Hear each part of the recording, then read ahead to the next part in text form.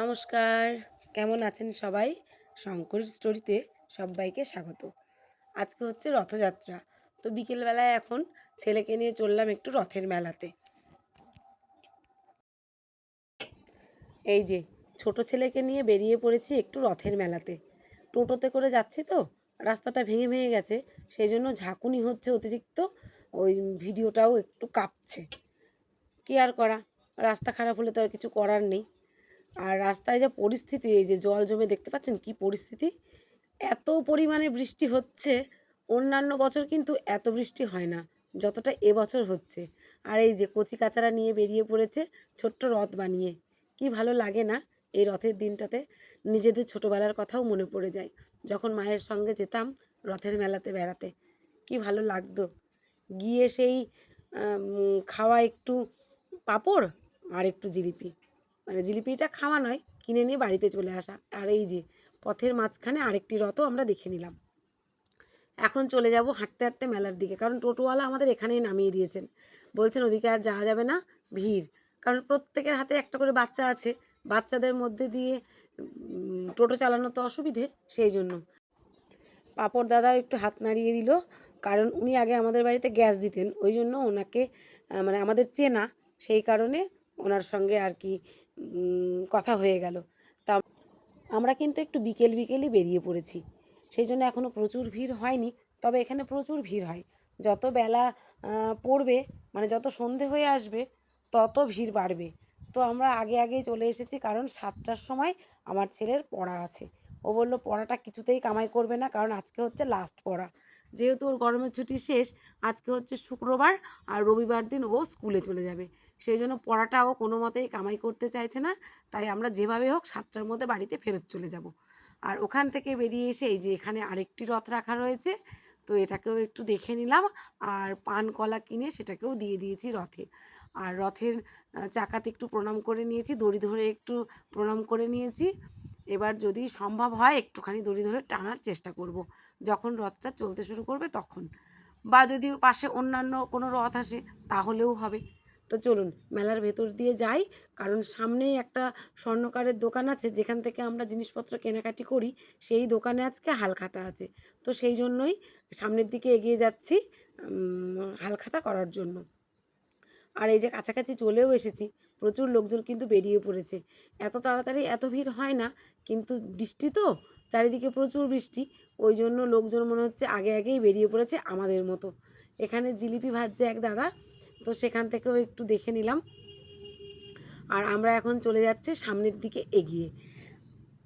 তার আগে একটুখানি জিলিপি দাদার কাছে দাঁড়িয়ে একটুখানি ছবি তুলে নিলাম, কারণ এই যে জিলিপির আড়াই প্যাচ, এটা দেখতে কিন্তু খুব ভালো লাগে। আর দোকানে তো এখন তেমন একটা ভিড় হয়নি, সেই জন্য একটু দাঁড়ানোর সুযোগ পেলাম, নাহলে তো এখানে দাঁড়াতে পারতাম না, প্রচুর ভিড় হয়। তো চলুন সামনের দিকে একটু এগিয়ে যাই, কারণ হালখাতার দোকানটা সামনেই রয়েছে। আর মাটির জিনিসগুলো নিয়ে বসেছে, কত সুন্দর দেখুন, কত রকমের ভান্ডার, কত রকমের জিনিস। বাচ্চারা কেনাকাটি করছে, বায়না করছে, অনেকে মাটির পুতুল নেবে বা মাটির ভান্ডার নেবে। আমরাও হয়তো একটা নেব যাওয়ার সময়, মনে মনে ভাবছি আর কি, দেখা যাক কী হয়। যদি সম্ভব হয় তাহলে নেব, আর বৃষ্টি এসে গেলে দেখা যাবে কিছুই হয়তো নেওয়া হবে না। তো চলুন আগে হালখাতাটা করে আনি। চলে এসেছি দোকানে, আর এই দোকানটাতেই আমরা ঢুকবো। এই যে সামনে ছোট্ট প্যান্ডেল মতো করে দিয়েছে, এখানে বসার জন্য ব্যবস্থাও করেছে। এই যে চলে এসেছি আমরা, আর ভেতরে গিয়ে আগে হালখাতাটা করে আসি।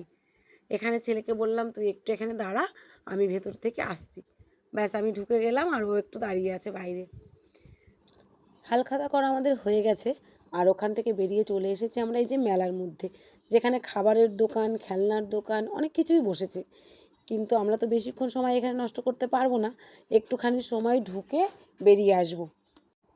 ছেলেকে তো কিছু খাওয়াতে হবে, ও যেটা খেতে চাইবে, যেটা পছন্দ করবে নেব, ঝটপট বেরিয়ে যাব, সেই আশাতেই এসেছি। এবার আমি দাঁড়িয়ে আছি এদিকে, ও চাউমিন খাবে বলেছে, সেই জন্য আমি চাউমিন নেওয়ার জন্য দাঁড়িয়ে আছি। আর ও দেখতে গেল মেলার ভেতরটা, বললো আমি একটু ঘুরে দেখে আসি। তো এত কাদা, আমি তো ওদিকে যেতেই সাহসই পেলাম না, কারণ আমার পাটা তো ভাঙা, যদি পাটা স্লিপ করে তাহলে সমস্যা।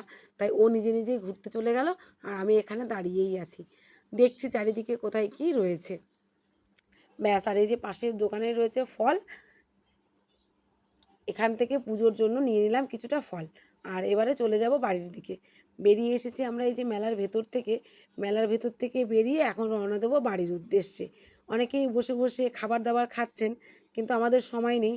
আর এখানে বেরিয়েছে পাড়ার গলির ভেতর থেকে একদল মহিলারা, যা হয়তো বাড়ির রথ হবে, জানি না কারোর বাড়ির বা কোনো বারোয়ারি কিনা, বলতে পারবো না। তো সবাই বাজনা টাজনা নিয়ে বেরিয়েছে নাচতে নাচতে রথ নিয়ে। এই রথের দড়িটাকে ধরেই একটু টানবো বলে আমি এগিয়ে যাচ্ছি, কারণ রথের দড়ি ধরে না টানলে মনটা তো শান্তি হবে না। রথের মেলাতে এসেছি আর একটু রথের দড়ি ছোবো না, তা কি হয়? তো একটু এগিয়ে যাচ্ছি এদিকে, কিন্তু ভিড় তো ভালো করে মানে টানতে পারবো কি না জানি না, কারণ এরা তো দাঁড়াচ্ছে না, তাড়াহুড়ো করে বেরিয়ে চলে যাচ্ছেন, কারণ রাস্তাতে তো জ্যাম হয়ে যাবে। সেই জন্য তবুও একটুখানি ছুঁয়ে নিলাম, ব্যাস এবার চলে এসেছি। এই যে পাঁপড় দাদার কাছে চলে এসেছি, এখান থেকে নেব এবার একটু পাঁপড়, টোটোতে বসে খেতে খেতে বাড়ি চলে যাব, কারণ আমাদের হাতে আর মাত্র 10 থেকে 15 মিনিট সময় আছে, এর মধ্যে বাড়ি পৌঁছাতে হবে। সেই জন্য আর বেশি সময় নষ্ট করব না। পাঁপড় দাদাকে বললাম তাড়াতাড়ি দিয়ে দিন, নিয়েই আমরা চলে যাব। টোটোতে বসে বসে খেতে খেতে চলে যাব, নাহলে তো নরম হয়ে যাবে। আর পাঁপড় তো গরম গরম মেলাতে দাঁড়িয়ে খেতেই ভালো লাগে, কিন্তু সেটা তো আমাদের আর হচ্ছে না। তো টোটোতে চলে এসেছি রথের মেলা থেকে বাড়িতে। এই যে পাঁপড় ভাজা ওদেরগুলো ওরা খেয়ে আমি মুখে দিয়ে দেখেছি, নরম হয়ে যাচ্ছে বলে এটাকে তাড়াতাড়ি খাবো, তা তো খেতেই পাচ্ছি না। আর এই যে এখানে রয়েছে জিলিপি, এটা যে জিলিপি, আর এই ব্যাগটার মধ্যে রয়েছে হচ্ছে হালখাতা। করলাম তো আজকে আমরা যে সোনার দোকান থেকে জিনিসপত্র বানাই, সেই সোনার দোকানে আজকে হালখাতা ছিল, এই যে কল্যাণেশ্বরী জুয়েলার্স, তো সেখান থেকে করেছি হালখাতা। আর এখানে বাড়ির পুজোর জন্য নিয়ে নিয়েছি কিছু ফল, আর একটা জিনিস নিয়েছি রথের মেলা থেকে, এই যে এই ভান্ডারটা। কেমন হয়েছে ভান্ডারটা একটু বলুন তো, কমেন্ট করে কিন্তু অবশ্যই জানাবেন। হ্যাঁ, বার করতে পারছি না তো এক হাতে, এই যে বার করে নিয়েছি, এটা হচ্ছে ভান্ডার, মিষ্টি কুমড়োর আকৃতি। আর এর মধ্যে রয়েছে শশা। শশা কিনতে গিয়ে আজকে নাজেহাল অবস্থা, 60 টাকা কেজি, জানেন কি মাথা খারাপ অবস্থা না? কালকে এনেছি 50 টাকা, আজকে এই 60 টাকা কেজি।